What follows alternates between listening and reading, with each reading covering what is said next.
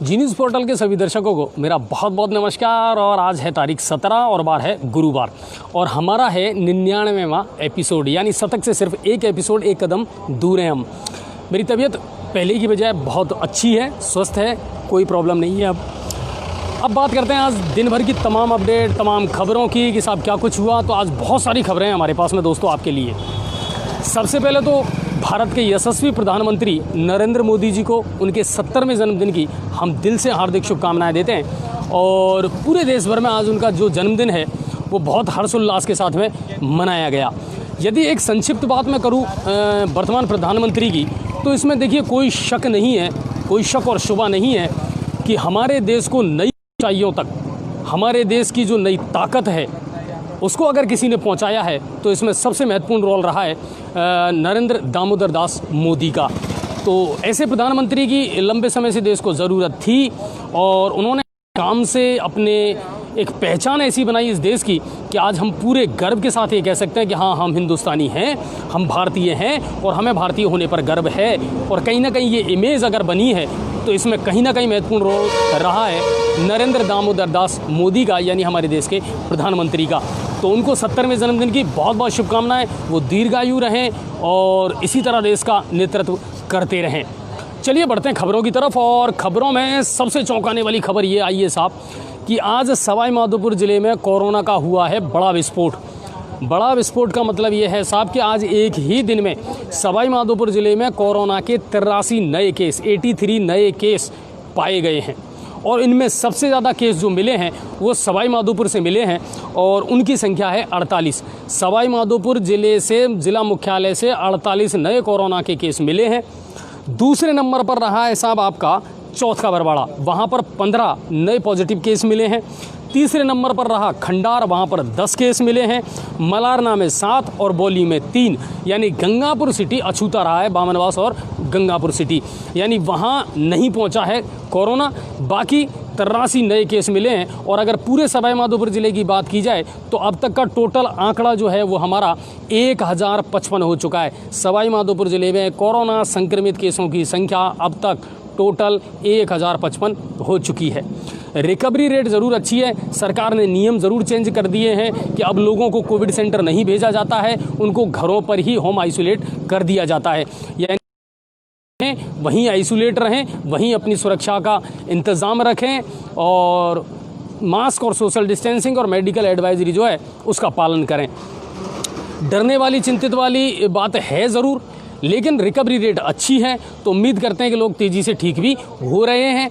और viral fever है तो नॉर्मली अगर जुकाम है, खांसी है और अगर आप जांच करवाएंगे तो पॉजिटिव पाएंगे आप अपने आप को। तो कोशिश ये करें कि सुरक्षित रहें और अपने आप को सतर्क रखें। तो आज का बड़ा विस्फोट और कोरोना की सबसे बड़ी अपडेट ये थी सवाई माधोपुर ज़िले से। अब बढ़ते हैं अगली खबरों की तरफ कि सवाई माधोपुर ज़िले के लिए और अगली खबरें क्या थी। चलिए, सवाई माधोपुर ज़िले के रवाजना डूंगर के पास में एक गांव है मुई का टापरा। अब ग्रामीण क्षेत्रों में भी चोरों ने अपने हाथ आजमाना शुरू कर दिया है। मुई का टापरा में 2 घरों में रात को चोरों ने सेंधमारी की और 10,000 रुपये की नगद राशि सहित लाखों रुपए के सोने चांदी के जेवरातों पर हाथ साफ कर लिया। दरअसल मुई का टापरा के रहने वाले 2 व्यक्ति, एक था राम प्रसाद मीणा और दूसरा बाबूलाल माली, इनके घरों पर रात को चोरों ने सेंधमारी की, दीवार फांद करके घरों में प्रवेश किया और फिर माल पर हाथ साफ कर लिया। घर वालों को पता सुबह चला, जब वो जगे तब उन्होंने हालात देखे, तब उन्हें ये पता चला कि हमारे घर में चोरी हो चुकी है। पुलिस को सूचना दी गई। रवाजना डूंगर पुलिस मौके पर पहुंची, मौका मुआयना किया और अब जांच में जुट चुकी है। सवाई माधोपुर मुख्यालय से ये एक खबर थी। अगली खबर सवाई माधोपुर ज़िले से और सवाई माधोपुर मुख्यालय से। चाइल्ड हेल्पलाइन टीम ने आज खिलचीपुर में ग्रामीण व बच्चों को कोरोना से बचने के उपाय बताए, यानी एक कार्यशाला का आयोजन किया जहां ग्रामीणों को और बच्चों को कोरोना से किस प्रकार बचा जा सकता है इसके बारे में जानकारी दी। हाथ धोना, मास्क यूज़ करना, इसके बारे में जानकारी दी और सबसे महत्वपूर्ण जानकारी दी 1098 यानी 1098 नंबर जो हेल्पलाइन नंबर है उसका इस्तेमाल कैसे किया जा सकता है, किन परिस्थितियों में किया जा सकता है, इसको लेकर के भी चाइल्ड हेल्पलाइन ने आज जानकारी दी और जागरूकता लोगों को तक पहुंचाई। अब बढ़ते हैं अगली खबर की तरफ। माउंट टाउन पुलिस ने, सवाई माधोपुर में माउंट टाउन थाना पुलिस ने सट्टे की खाईवाली करते हुए एक युवक को गिरफ्तार किया। मौके से पुलिस को सट्टे की पर्चियां सहित 1180 रुपये की नगद राशि भी बरामद की है, जब्त की है पुलिस ने। और इस काम को जो व्यक्ति कर रहा था वो पासी के गांव रामड़ी का रहने वाला ठंडी राम मीना था, जिसे पुलिस ने हिरासत में ले लिया है। अब बढ़ते हैं अगली खबर की तरफ। सवाई माधोपुर नगर परिषद में आज बड़ा चौंकाने वाला फैसला किया साहब नगर परिषद ने। और चौंकाने वाला फैसला ये था कि बाजार के बीचों बीच कचरा डालने का डंपिंग यार्ड बना दिया। चेतक पार्क के पास में नगर परिषद ने पूरे शहर भर का कचरा इकट्ठा करने का एक डंपिंग यार्ड बना दिया। अमृत योजना के तहत जितने भी गार्डन हैं, जितने भी पार्क हैं, उनका सौंदर्यीकरण किया जा रहा है, उनको सुधारा जा रहा है। लेकिन नगर परिषद सवाई माधोपुर ने बड़ा तगड़ा डिसीजन लिया। और बड़ा तगड़ा डिसीजन ये था साहब कि बाजार के बीचों बीच कचरा इकट्ठा करने का डंपिंग यार्ड बना दिया। बड़े आश्चर्य की बात है साहब। वहाँ के जो आयुक्त हैं रविंद्र यादव जी, कई बार उनको शिकायत कर दी गई। और ये आज का सिलसिला नहीं है साहब, पिछले 6 महीने से ऐसा होता आ रहा है। पूरे बाजार भर में दुर्गंध फैल रही है, बदबू फैल रही है, लोगों का जीना दुश्वार हो रहा है। लेकिन उसके बावजूद भी आयुक्त महोदय के कान पर जूं तक नहीं रेंग रही कि आखिर इतना बड़ा डिसीजन और इतना बेवकूफ़ी भरा डिसीजन नगर परिषद ने ले कैसे लिया कि आपने शहर के बीचों बीच, बाजार के बीचों बीच एक डंपिंग यार्ड बना दिया। कचरे की गाड़ियाँ आती हैं, वहाँ सारे शहर भर का कचरा आप डाल करके चले जाते हैं। वहाँ से आज हमारे पास वीडियो भी आए थे जो आप हमारी न्यूज़ों में देख सकते हैं, न्यूज़ में। और चलते हैं अगली खबर की तरफ। और सवाई माधोपुर में अब पंचायत चुनावों का बिगुल बज चुका है, तारीख फिक्स हो चुकी है और पंचों के और सरपंचों के चुनाव बहुत जल्दी होने वाले हैं। इसी को लेकर के जिला कलेक्टर नन्नूमल पहाड़िया, एडीएम नवरत्न कोहली, एएसपी हिमांशु शर्मा आज पंचायत समिति के जहाँ जहाँ भी चुनाव होने वाले हैं ग्राम पंचायतों के, उनमें से कई मतदान जो बूथ हैं उनका उन्होंने दौरा किया, निरीक्षण किया और वहाँ की व्यवस्थाओं का जायजा लिया। अगर बात की जाए तो सवाई माधोपुर की 3 ग्राम पंचायतें और बामनवास की 38 ग्राम पंचायतों का दौरा किया आज इन अधिकारियों ने, वहाँ की व्यवस्थाओं को देखा। दूसरी बात, अगर कोई विकलांग भी वोट डालने आता है तो उसके लिए क्या फैसिलिटी है। तीसरी बात कि कोरोना चल रहा है साहब, किस किस गाइडलाइन का वहाँ पालन किया जाएगा, सैनिटाइज़र है, मास्क है, सोशल डिस्टेंसिंग है, इनकी पालना होगी या नहीं होगी, इन सब चीज़ों का बारीकी से अध्ययन किया आज प्रशासनिक अधिकारियों ने। और सबसे अच्छी खुशी की बात यह है कि जिला कलेक्टर नन्नूमल पहाड़िया अब नेगेटिव होकर के और वापस अपनी ड्यूटी पर आ चुके हैं, तो ये सबसे अच्छी बात थी। बामनवास के बरनाला, बिछोज, चांदनौली और खेड़ली आदि जो बूथ हैं ग्राम पंचायतों के मतदान बूथ, उन पर जाकर के प्रशासनिक अधिकारियों ने जायजा लिया। अब ये तो थी सवाई माधोपुर मुख्यालय से खबरें। अब बात करते हैं साहब गंगापुर सिटी से क्या क्या मुख्य खबरें थी। तो सवाई माधोपुर से सबसे पहली और बड़ी खबर जो हमने आपको लाइव दिखाई पदम जी ने, और वो ये थी कि साहब गुर्जर समाज ने आज फिर से हुंकार भर दी है अपने आरक्षण की मांग को लेकर। दरअसल भगवान देवनारायण मंदिर जो गंगापुर सिटी में है, उस पर आज बड़ी आमसभा और मीटिंग का आयोजन किया गया, जिसमें कर्नल किरोड़ी सिंह बैंसला के पुत्र विजय बैंसला और संघर्ष समिति के अध्यक्ष भूरा भगत, उन्होंने सैकड़ों महिलाओं और पुरुषों को गुर्जर समाज के को संबोधित किया। और संबोधित करते हुए उन्होंने 3 प्रमुख मांगें भी रखी। और मांगों में सबसे पहली मांग तो ये थी कि जो प्रक्रिया, भर्ती प्रक्रिया इस समय प्रक्रियाधीन है, उसमें 4% आरक्षण गुर्जर समाज को मिलना ही चाहिए। दूसरी उनकी जो प्रमुख मांग थी कि 1252 के वेतन का नियमितीकरण किया जाना चाहिए। और तीसरी सबसे प्रमुख मांग थी कि आंदोलन के दौरान जो 3 परिवार शहीद हुए थे, उन परिवारों को सरकारी नौकरी दी जानी चाहिए।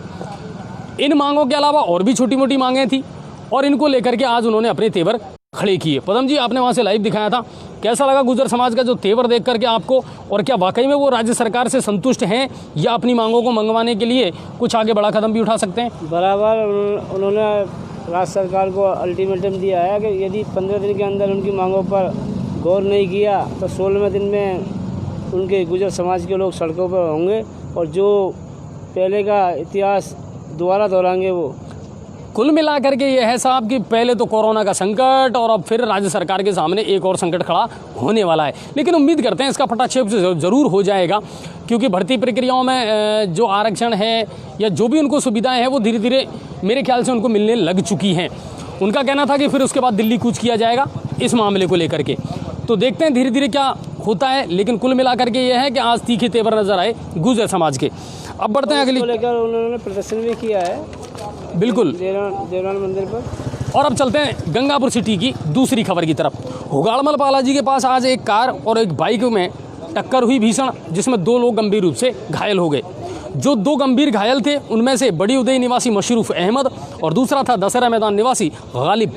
दोनों की गंभीर स्थिति को देखते हुए दोनों को जयपुर रेफर कर दिया है और मौके पर कोतवाली पुलिस पहुंची, जांच भी शुरू कर दी गई है और क्या कुछ तथ्य निकल करके आते हैं वो देखना है। तीसरी सबसे बड़ी खबर गंगापुर सिटी से ही कि खेत के विवाद को लेकर आज बड़ी उदय की रहने वाली 2 सास बहुओं पर लाठी डंडों से वार कर दिया दूसरे पक्ष ने। बड़ी उदय की रहने वाली जानकी देवी और मंगनी देवी खारवाल, इन पर इनके जो पति थे मंगनी देवी के, उनका कहना था कि साहब भूमि को लेकर के, खेती को लेकर के हमारा कोई विवाद चल रहा है और उसी को लेकर के आज ये लाठी डंडे चले और दोनों को घायल अवस्था में राजकीय अस्पताल गंगापुर सिटी भर्ती करवाया गया है, जहां उनका इलाज जारी है। हिंडौन ओवर ब्रिज के पास से भी आज एक समाचार आया कि साहब एक ऑटो टेम्पो और मोटरसाइकिल में टक्कर हुई और उसमें एक व्यक्ति गंभीर रूप से घायल हुआ है, उसको जयपुर रेफर कर दिया गया है। ये कौन था, क्या था, इसके बारे में ज़्यादा डिटेल हमारे पास में नहीं आ पाई है। हाँ, दुर्घटना ज़रूर हुई थी। ये गंगापुर सिटी से खबरें थी।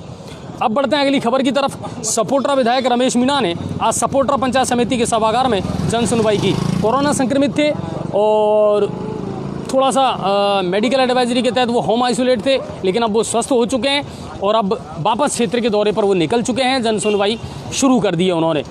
तो ये सपोट्रा विधायक रमेश मीणा जी के बारे में एक खबर हम आपको दे रहे हैं। अब खबर है नांदोती से। नांदोती में अखिल आदिवासी मीणा महासभा व किसान कांग्रेस ब्लॉक ने आज राष्ट्रीय बेरोजगार दिवस पर काले झंडे दिखा करके और उग्र प्रदर्शन किया बढ़ती हुई बेरोजगारी को लेकर के। देश के यशस्वी प्रधानमंत्री नरेंद्र मोदी का 17वां जन्मदिन है और उसको लेकर के पूरे देश में सेवा सप्ताह के रूप में उसे मनाया जा रहा है और पूर्व विधायक द्वारा भी आज पौधारोपण करके और मिठाई खिला करके एक दूसरे को बधाई भी दी गई और प्रधानमंत्री का जो जन्मदिवस है उसको मनाया गया।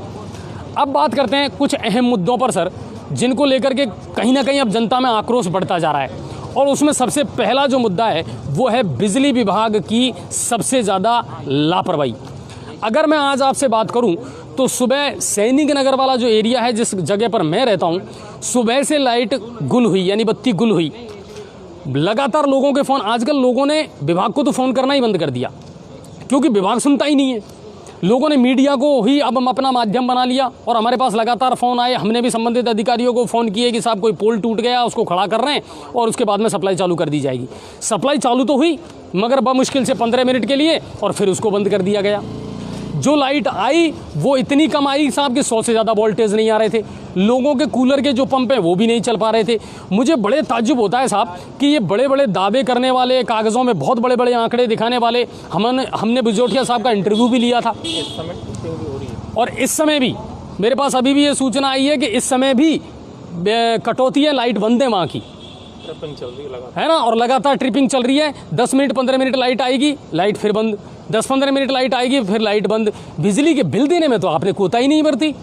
वहाँ से 4 महीने से जो आम आदमी चिल्ला रहा है उसकी तो आपने नहीं सुनी है। 4 महीने से हम बिजली के बिलों का रोजाना जो रो रहे हैं वो आपने कानों तक आपके जू नहीं रहेंगी और लाइन की लगातार आप कटौती किए जा रहे हैं। आप कह रहे हैं कि साहब हम अतिरिक्त व्यवस्थाएं कर रहे हैं, अभी तक कोई एडिशनल ट्रांसफार्मर आप लोगों ने नहीं लगाया।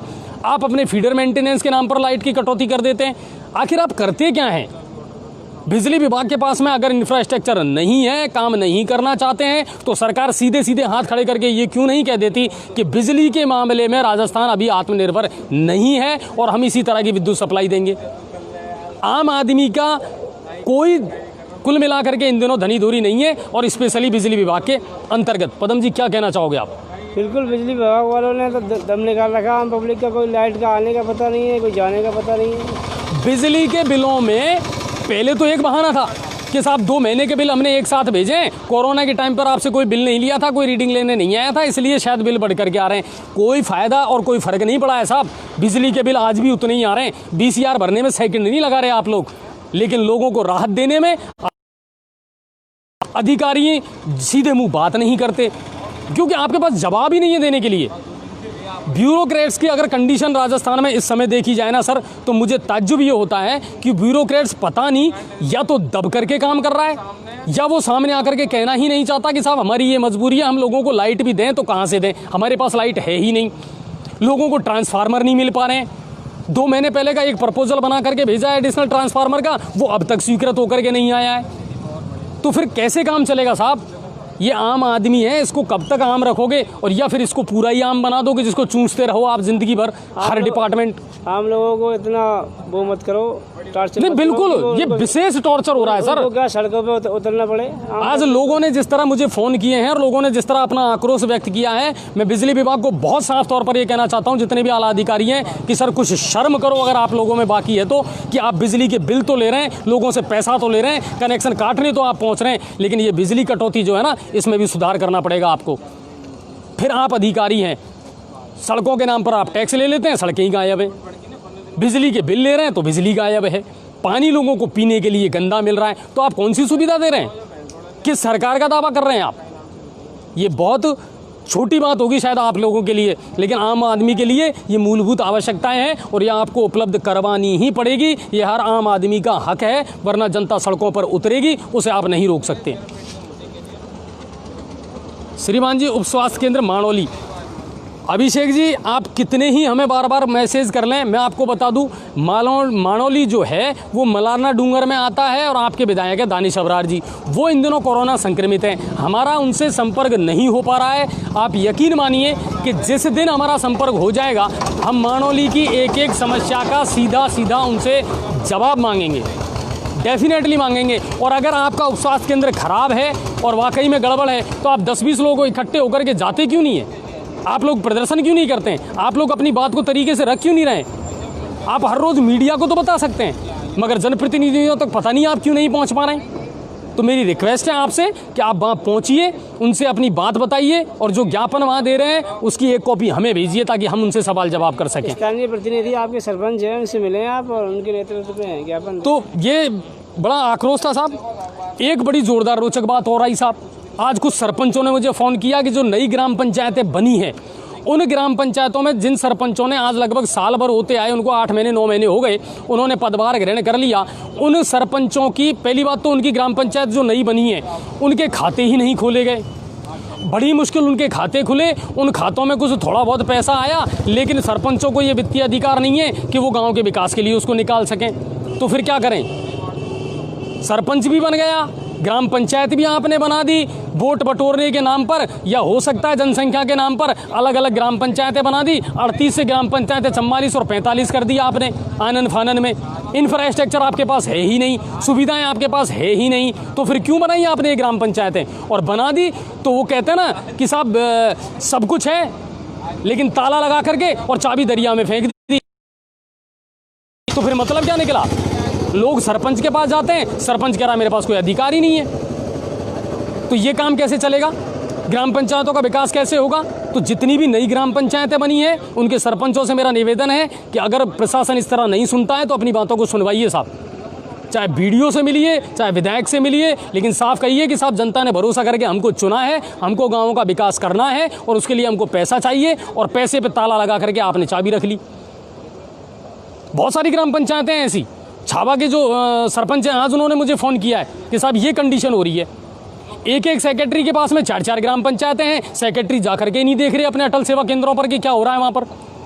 सरपंचों को वहीं बुला लेते हैं गंगापुर, आ जाइए यहीं बैठ करके बात कर लेंगे। कुल मिला करके ये है साहब कि कोई व्यवस्था नहीं है और टोटल मिसमैनेजमेंट है। किसी भी डिपार्टमेंट में चले जाइए आप। निजीकरण के बारे में और बोलो यार। पदम जी, निजीकरण का विरोध और बेरोजगार दिवस युवा मना रहे हैं, उस पर कुछ बोलें। चेतन जी, अगर मैं निजीकरण की बात करूं ना साहब, तो ये जो हाल बता रहा हूं ना मैं आपको, ये सरकारी है, ये सरकारी है साहब। आपके और हमारे मोबाइल में जो सिम लग रही है ना, और लोगों के 80% जो सिम लग रही है ना, वो अलग अलग कंपनियों की लग रही है, BSNL की नहीं लग रही है। अब क्यों, वो आप अच्छी तरह समझ रहे हैं सर। निजीकरण का विरोध होना चाहिए बिल्कुल, लेकिन क्या करें साहब, अगर कंपटीशन देना है ना, लोगों को सुधारना है, तो कहीं ना कहीं ये जो प्राइवेटाइजेशन है ये करना पड़ेगा साहब। गवर्नमेंट मजबूर है, क्या करें? सरकार सुविधा नहीं दे रही ना। सरकारी आप बैंकों में जाकर के देखिए क्या हालत है।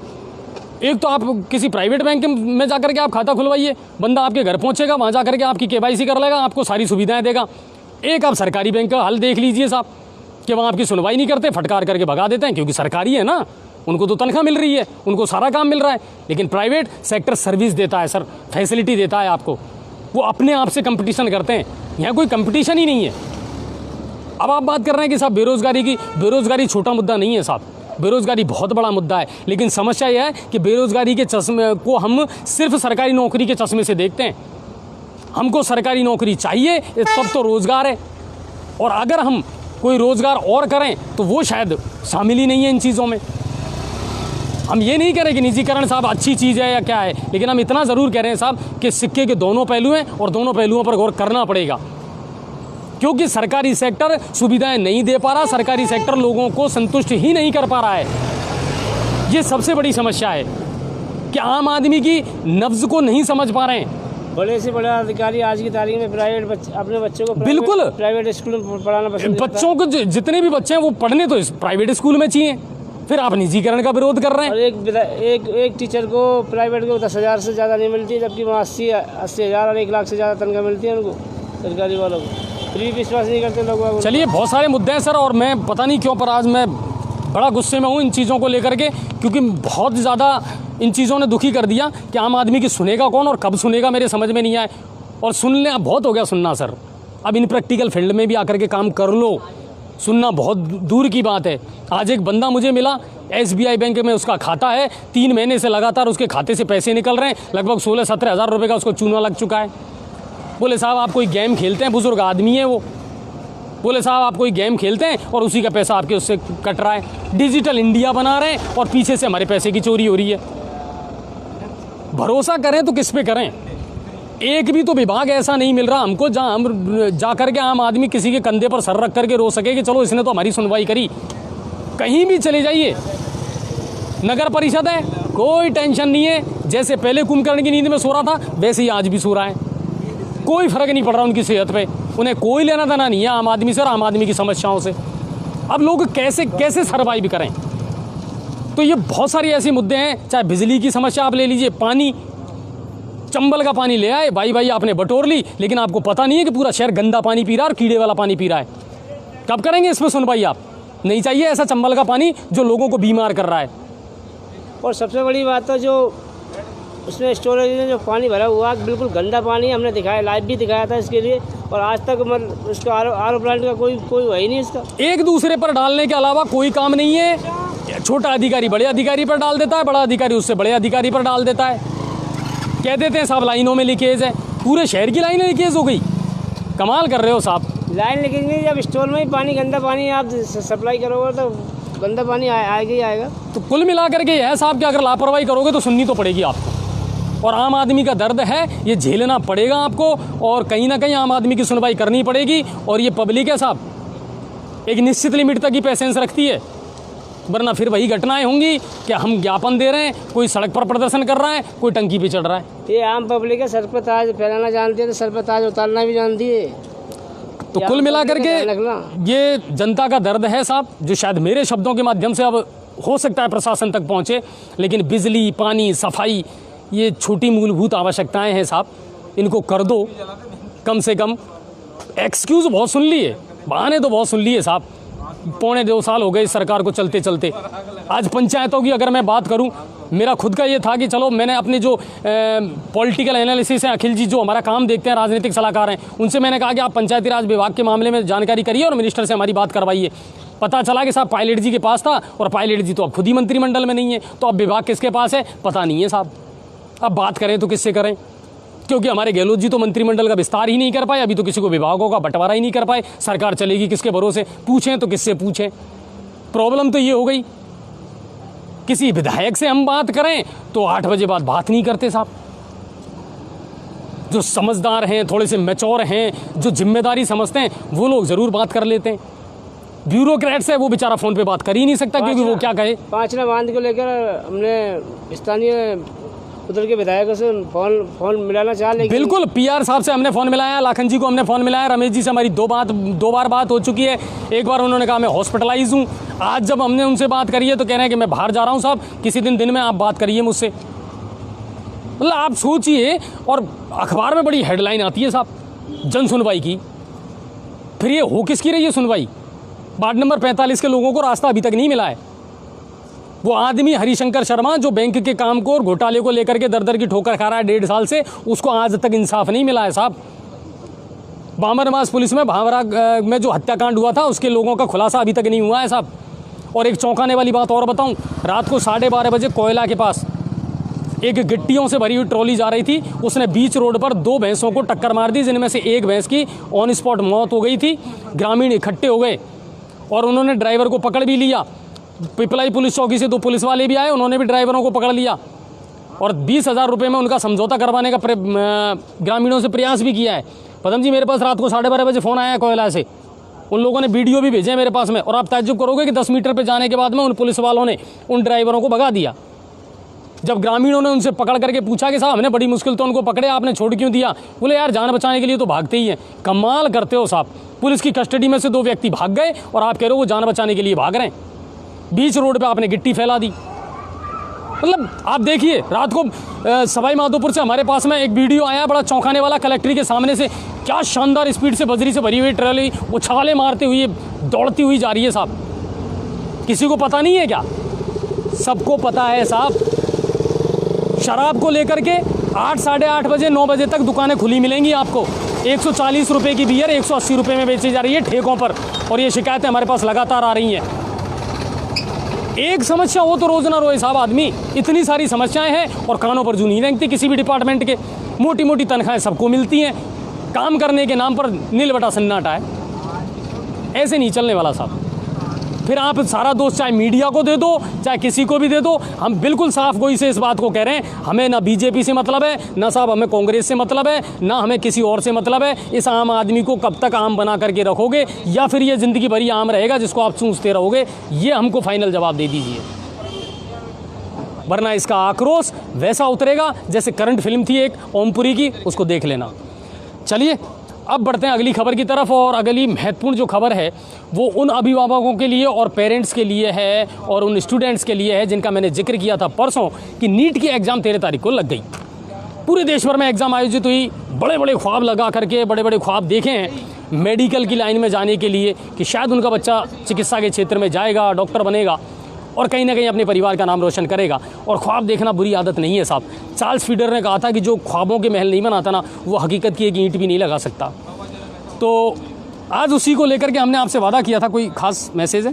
फिरोदा का सेक्रेटरी अभी तक जो ट्रैप हुआ था, अभी तक नया हाँ बिल्कुल पद खाली पड़ा नहीं लगाया। है, बिल्कुल पद खाली पड़ा है। राकेश मीणा जी जो ट्रैप हुए थे एसीबी के द्वारा, वो अभी भी खाली पड़ा है।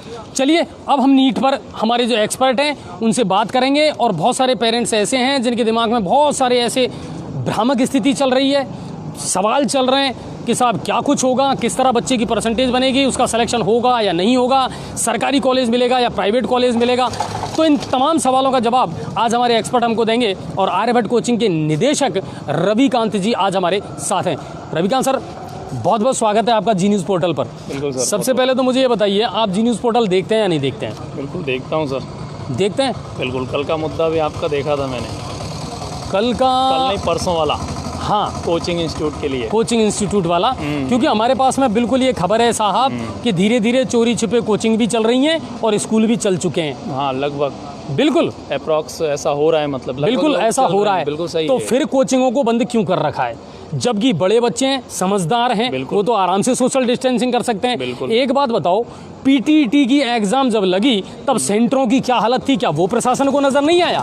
कोटा रेलवे स्टेशन पर क्या हालत थी परीक्षार्थियों की जब नीट की एग्जाम देने गए, तब क्या प्रशासन को नजर नहीं आया? आज अगर कोचिंग चलाने की जब बात आती है तभी कोरोना नजर क्यों आता है? जबकि हकीकत ये है कि ये इतने बड़े बच्चे हैं और इनके लिए इतनी सुविधाएं हो सकती हैं, आप सैनिटाइजर है, डिस्टेंस है, सारी सब कुछ फैसिलिटी अवेलेबल हो सकती है, लेकिन ये शिक्षा से पता नहीं क्या दुश्मनी है। अब इसका जो परिणाम है वो आप समझिए कि आने वाले समय में, मतलब लगभग नवंबर से एग्ज़ाम शुरू हो रही हैं, रेलवे की शुरू हो रही हैं, एसएससी की आज डेट आ गई, CHSL वाली, और इसके अलावा जो है अपना ये बोलते हैं ना रीट वगैरह, इनका भी प्रोसीजर चालू हाँ, कर दिया है। बिल्कुल। मतलब लगभग बहुत सारी एग्ज़ाम राजस्थान के लेवल पे ले लें, चाहे अपन नेशनल लेवल पे ले लें, बहुत सारी एग्ज़ाम्सों की डेट आ गई, लेकिन इनको बंद करना मतलब पता नहीं क्या, समझ में नहीं आ रहा क्या गेम है। जबकि आप देखिए बसों में इतनी भीड़ जाती है, कोई मतलब नहीं किसी को।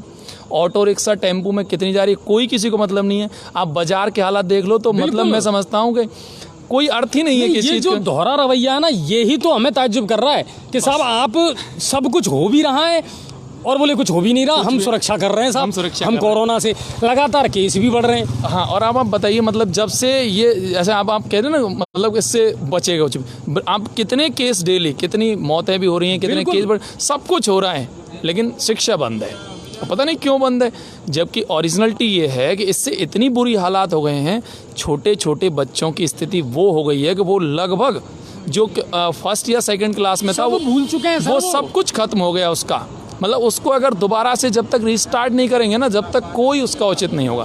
पहले क्या हुआ, 21 तारीख का एक हल्ला उड़ाया गया बिल्कुल कि 21 से कोचिंग और स्कूल वगैरह 9 से 12 तक 9 से खुल जाएंगे, उसमें पेरेंट्स की मजबूरी वगैरह। अब उसका उसके लिए भी डोटासरा जी का आ गया है कि भाई ऐसा कुछ भी अभी तक नहीं है।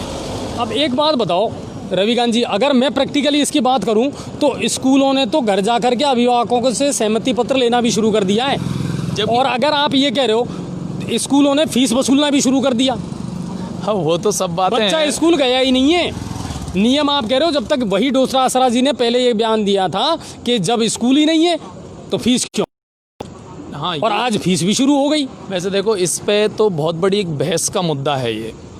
इसमें नुकसान तो प्रत्येक व्यक्ति को हुआ नहीं, है। वो हम मान रहे हैं, उसमें देखिए इसमें तो कोई दोहराए का देखिए ये विषय है एक नहीं। अलग विषय है, अलग मुद्दा है, और इस पर एक लंबी बड़ी बहस की जा सकती है।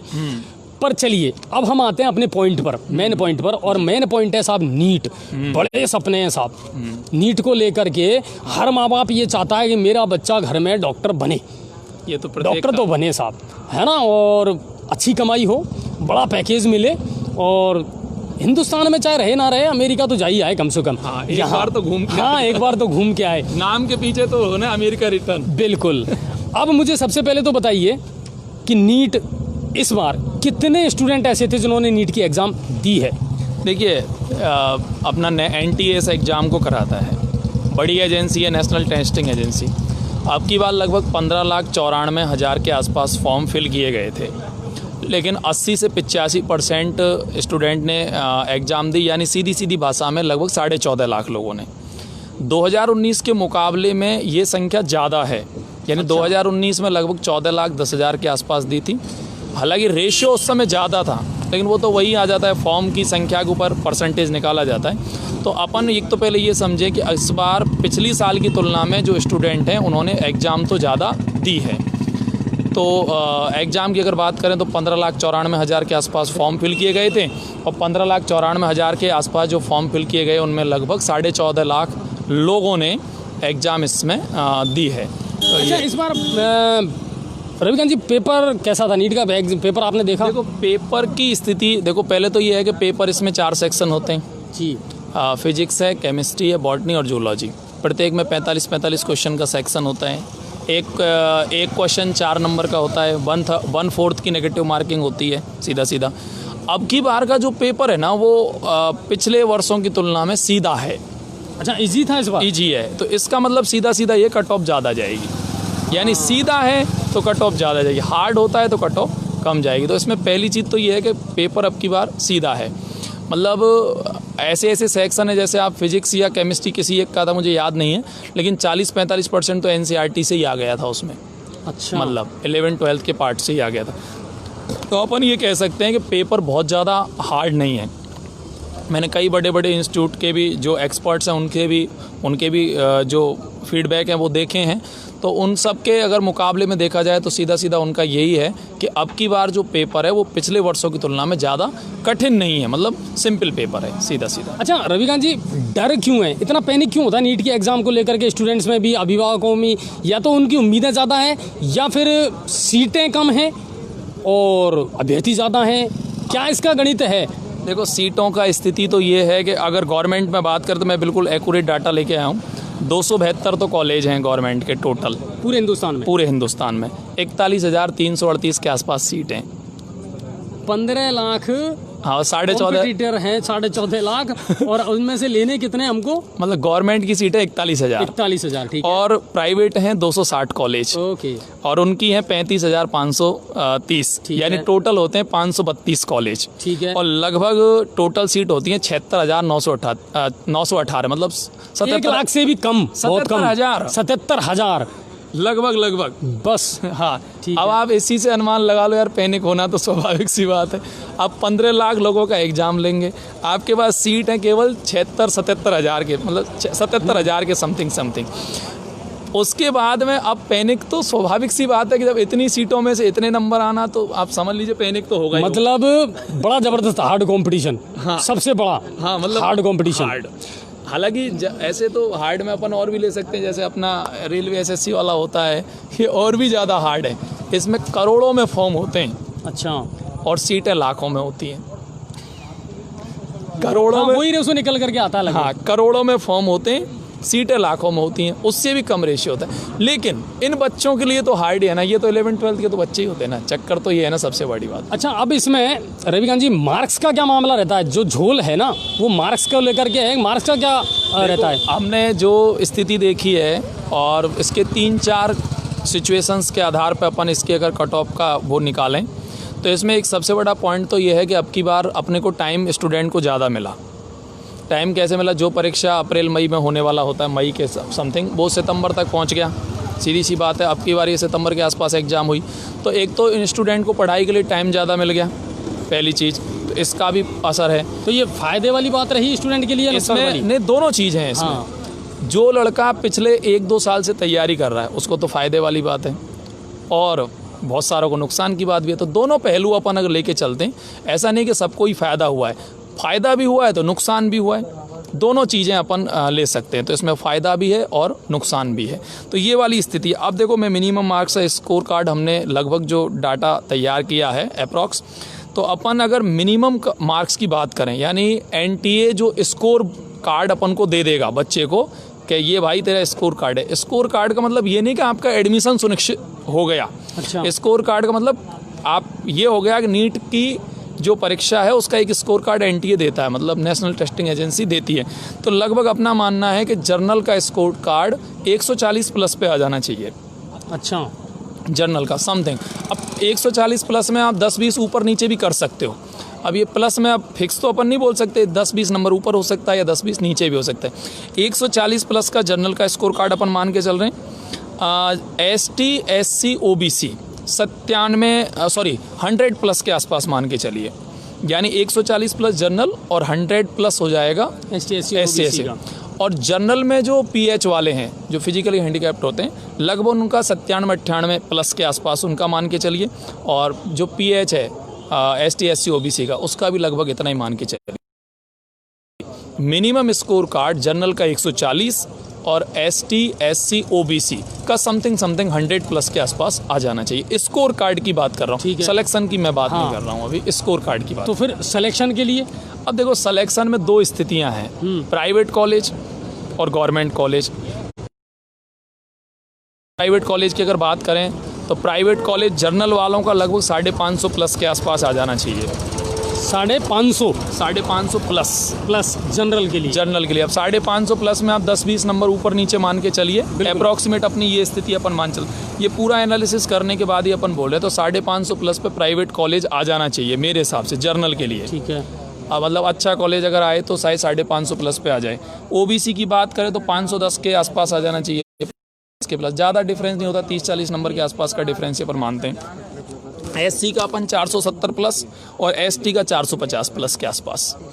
यानी प्राइवेट कॉलेज की जो पोजीशन है वो 550 जर्नल के लिए, 510 के आसपास अपना OBC के लिए, 470 अपना SC के लिए और 450 ST के लिए, समथिंग। अब इसमें 10-20 नंबर ऊपर नीचे भी हो सकते हैं। ये प्राइवेट कॉलेज की पोजीशन है। और गवर्नमेंट कॉलेज की अगर हम बात करें तो गवर्नमेंट कॉलेज तो सर 600 प्लस से नीचे तो मतलब ही नहीं है। अच्छा, गवर्नमेंट की बात जनरल के लिए। जर्नल के लिए मतलब गवर्नमेंट कॉलेज अगर जर्नल के लिए चाहिए तो 600 प्लस से नीचे तो कोई मतलब नहीं है गवर्नमेंट कॉलेज।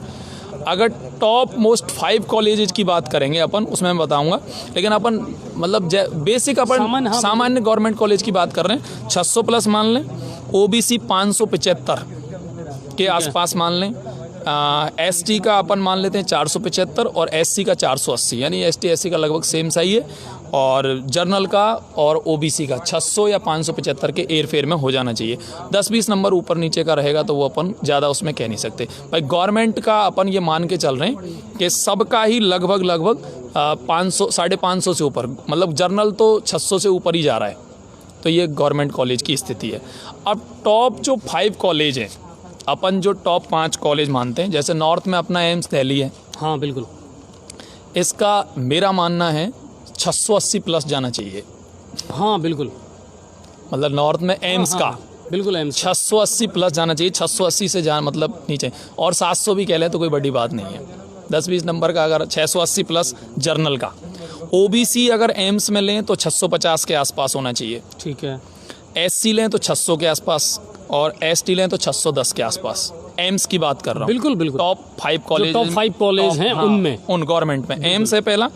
दूसरा है मौलाना आज़ाद मेडिकल कॉलेज दिल्ली। दिल्ली बिल्कुल। ठीक है, उसका भी समथिंग एम्स के आसपास। वही। उसका कारण है कि जो एम्स में नहीं आ रहा है ना, उसकी दूसरी चॉइस उसी की हो जाती है, मौलाना आज़ाद की। और एम्स तो पहले तो एम्स की अलग से परीक्षाएं होती थी ना, अब की बार ये नीट में इंक्लूड कर दिया है। तो उस हिसाब से भी अपन ये मान के चल रहे हैं कि दूसरे नंबर पे मौलाना आज़ाद। तो समथिंग एम्स और मौलाना आज़ाद की समथिंग सेम है।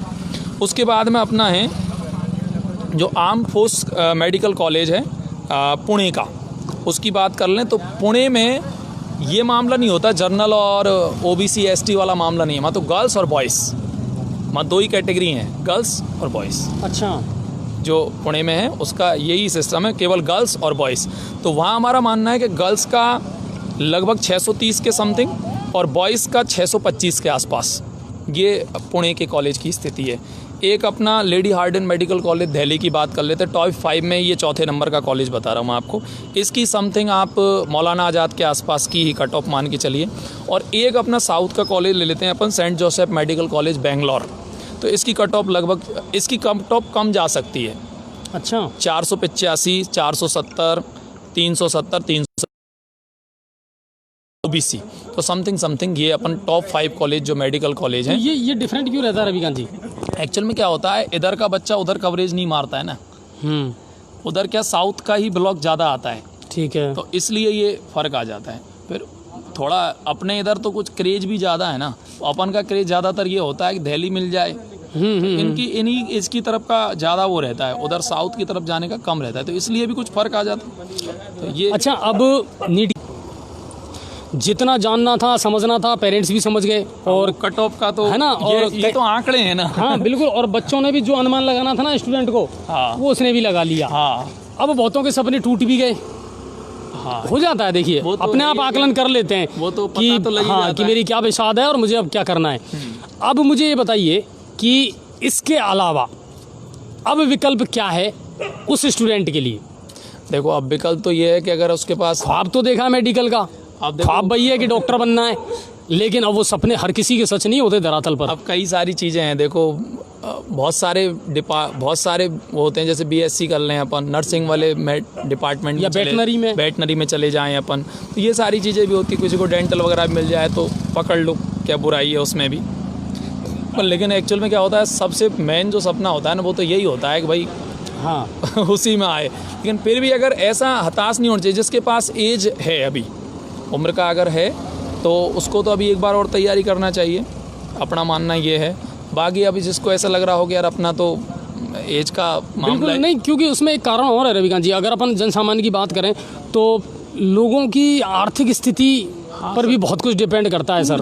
लोग टूट जाते हैं, बहुत टूट है ना, कि कब तक उस तैयारी को करवाएं। इतना पैसा भी नहीं होता ना, हर किसी के पास इतना पैसा भी नहीं होता। लाखों में फीसें होती हैं। और आप जानते हैं कि स्टूडेंट को अपन किसी शहर में रखें तो अगर नीट की या इसकी तैयारी कर रहा है तो उसका मान के चलिए 1.5 लाख रुपए 2 लाख से कम तो खर्चा नहीं होता। इतना आप समझ रहे हैं कि हर किसी को पे करना बड़ा मतलब कठिन होता है। तो अपना मानना यही कि या तो अगर उसके पास व्यवस्थाएं हैं तो वो और तैयारी एक बार करे, अगर एज का और इन तो आर्थिक चीज़ों का है तो। और अगर नहीं है तो फिर आप बहुत सारी लाइनें हैं भाई। ऐसा नहीं है कि अपन डॉक्टर नहीं बने तो इसका मतलब ये नहीं है दुनिया खत्म हो गई। अपन ऐसा नहीं सोच सकते। ऐसे बहुत सारे लोग हैं जो डॉक्टर नहीं बन पाए लेकिन उनके नीचे ही डॉक्टर काम कर रहे हैं। बिल्कुल बिल्कुल बिल्कुल। ऐसा नहीं सोचना चाहिए आदमी को कि यार हमेशा मतलब अपन डॉक्टर नहीं बन पाए या इंजीनियर नहीं बन पाए तो अपन फिर कुछ नहीं है। तो ऐसा नहीं है। ये सब मानसिकताएं भुला देनी चाहिए। आदमी कुछ भी कर सकता है। जैसे मैं आप एक बहुत बड़ा नाम है जिनका सुपर 30 चलता है, हाँ बिल्कुल, आनंद जी का। अब वो इंजीनियर नहीं बन पाए लेकिन उनके पढ़े हुए इंजीनियर कितने इंजीनियर वो बन देखो गए। ना आप। बिल्कुल सही बात है। तो ऐसा नहीं है कि अपन डॉक्टर नहीं बन पाए तो अपना सब कुछ खत्म हो गया है, ऐसा अपन को नहीं सोचना चाहिए, ऐसा पेरेंट्स को भी नहीं सोचना चाहिए। किसी की क्षमता किस चीज़ में है, किसी की क्षमता किस चीज़ में। हो सकता है मैं असफल हो गया हूँ, लेकिन असफल होने का अर्थ ये नहीं है मैं समाप्त हो गया हूँ। कोई बात नहीं, मैं अगर मैंने ठोकर खाई है तो मैं दोबारा खड़ा होकर फिर से कुछ कोशिश करूँगा। तो कुल ये मिला- बड़ी सोच आपको रखनी चाहिए। कुल मिलाकर के ये है कि सितारों से आगे जहां और भी है, और अपने हौसलों को ना गिरने दें। और बहुत सारे ऑप्शन है सर जिन पर गौर किया जा सकता है, और ज़िंदगी इतनी आसान भी नहीं है जितना आप सोचते हैं। और मेरा ऐसा मानना है कि ज़िंदगी को जीने में भरोसा रखना चाहिए, ज़िंदगी को समझने की कोशिश ना करें। पीढ़ियां गुजर गई साहब, लेकिन ज़िंदगी को समझना इतना आसान भी नहीं है। तो अपने बच्चों पर उतने दबाव ना डालें। दूसरी बात, उतने बड़े सपने भी ना आँखों में देखें कोई दिक्कत नहीं है। एक सपना पूरा नहीं हुआ तो कोई बात नहीं, मगर बहुत सारे नए सपने भी जुड़ जाते हैं इन आँखों में, तो उनको देखें और लगातार कोशिश करते रहें। दूसरी बात यह है कि बहुत सारे अन्य जो विकल्प हैं उन पर भी आप गौर करें, और वेटनरी है या और जो क्षेत्र हैं उन पर भी आप अपना भाग्य आजमाएं। तो नीट को लेकर के जिन बच्चों ने एग्ज़ाम दी है, जो सफल नहीं हो पा रहे हैं या जिनको लगता है कि मैं सफल नहीं हुआ हूँ, उनको निराश होने की ज़रूरत नहीं है। खुश रहें, अपनी लाइफ को बिंदास तरीके से जिएं सर। और बहुत सारे और विकल्प हैं जिन पर गौर करें। अभी बहुत बड़ी दुनिया है और बहुत कुछ सोचना है अभी आपको। तो ये चीज़ है, बाकी अहम मुद्दे हैं, अहम बातें हैं। और जाते जाते कोई और संदेश देना चाहेंगे रविकांत जी आप?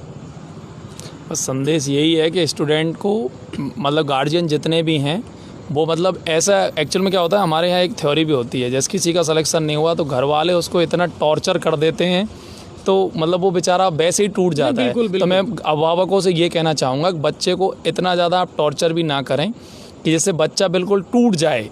मतलब कोई बात नहीं हुआ तो, लेकिन उसका हौसला अफजाई करें।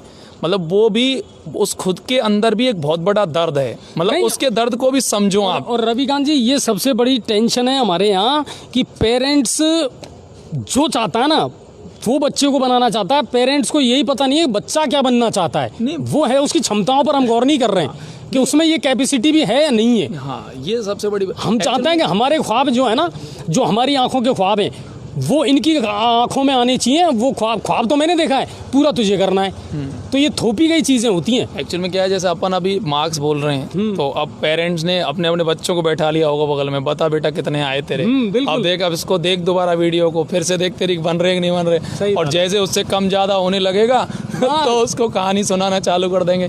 तो मेरा सभी अभिभावकों से पहला निवेदन तो ये है कि ये फाइनल कट ऑफ नहीं है, ये एक अनुमान है, संभवतया ऐसा हो सकता है। बिल्कुल, अपन एक अनुमान लगा रहे हैं, संभवतया ऐसा हो सकता है। अगर आपके बच्चे का हो पा रहा है या नहीं हो पा रहा, वो मुद्दा नहीं है, लेकिन कम से कम उसे इतना टॉर्चर भी ना करें जिससे वो टूट जाए, क्योंकि इन सब बातों को सुनने के बाद वो ऑलरेडी बहुत ज़्यादा टूट चुका होगा। तो उसे कृपया इस तरीके से और ज़्यादा तोड़ने का प्रयास ना करें।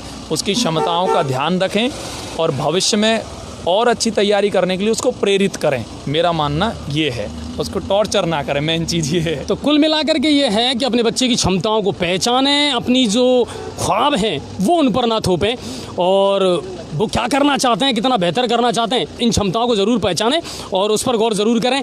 और जी न्यूज़ पोर्टल का आज ये 99वां एपिसोड था, यानी हमारा शतक बहुत जल्दी पूरा होने वाला है। और शायद अनछुए पहलू जो है उसको जितना प्यार और सम्मान आप लोगों ने दिया, उसका मैं दिल से आप लोगों का शुक्रगुजार हूँ और दिल से ममनून हूँ आप लोगों का कि आपने इतना बेहतरीन हमको समझा। और आपके मुद्दों को लगातार हम उठाते रहेंगे और कहीं ना कहीं प्रशासन की घंटी लगातार बजाते रहेंगे, लेकिन आप लोगों का भी जागरूक होना बहुत ज़रूरी है। अगर आप जागृत नहीं होंगे, अगर आप अपनी आवाज़ नहीं उठाएंगे, तो सीधी सी बात है कि आपकी आवाज़ को इसी तरह दबाया जाता रहेगा। तो अपने हक की लड़ाई तो लड़नी पड़ेगी सर, और आम आदमी के जो मुद्दे हैं ना, उनको कहीं ना कहीं उठाना ये मीडिया की जिम्मेदारी बनती है। उस काम को हम पूरी जिम्मेदारी के साथ में और निष्पक्षता के साथ में करते रहेंगे। और आप सभी का बहुत बहुत शुक्रिया और धन्यवाद। और जी न्यूज़ पोर्टल इसी तरह देखते रहें। उम्मीद है नीट से जुड़ी बहुत सारी समस्याएं और जो सवाल थे उनका जवाब आपको मिल गया होगा। और कल हम गैफ लेंगे, यानी कल जो हमारा 100वां एपिसोड है वो आपको देखने को नहीं मिलेगा, यानी अनछुए पहलू कल आप नहीं देखेंगे। और उसकी वजह एक है कि हम सीधा वीकेंड पर यानी शनिवार को अपना 100वां एपिसोड तो एक दिन का इंतज़ार ज़रूर है और उस इंतज़ार के बाद में बहुत सारी खुशियाँ लेकर के हम आपके पास में ज़रूर आएंगे, बहुत सारे नए कार्यक्रम, और जी न्यूज़ पोर्टल की खबरों को ज़्यादा से ज़्यादा शेयर करें, लाइक करें, फॉलो करें और अपनी समस्याएं हम तक भेजते रहें। कोशिश ज़रूर करते हैं कि उन समस्याओं का समाधान कर पाएँ। बहुत बहुत शुक्रिया और धन्यवाद। जय हिंद, जय भारत।